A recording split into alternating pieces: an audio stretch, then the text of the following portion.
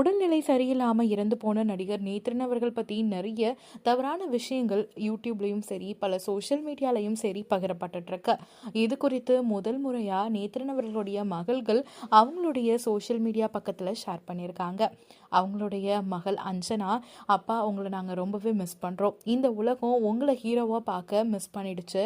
ஆனா உங்களுடைய கனவு நிறைவேறல அப்படின்னு கவலைப்படாதீங்க. உங்களுடைய கனவுகளை கண்டிப்பா நாங்க நிறைவேற்றுவோம். எப்பயுமே எங்களுக்கு நீங்க ஒரு ஹீரோ தான் அப்படின்னு சொல்லியிருக்காங்க. அது மட்டும் இல்லாம அபிநயா, ஏன் இந்த மாதிரியான தவறான ரூமர்ஸை நீங்க பரப்புறீங்க அப்படின்னு தெரியல. கொஞ்சமாவது ரெஸ்பான்சிபிலிட்டியோட நடந்துக்கோங்க அப்படின்னு அபிநயா ஷேர் பண்ணியிருக்காங்க.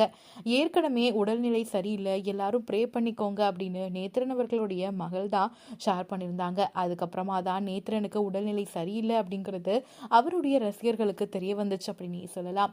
அவர் உடல்நிலை சரியில்லாம இறந்த விஷயம் பொன்னி சீரியல் ஆக்ட்ரஸாக இருக்கட்டும், இல்லை நிறைய பேருக்கும் இது ஒரு மிகப்பெரிய ஷாக்கிங்காக இருந்தது அப்படின்னு தான் சொல்லணும்.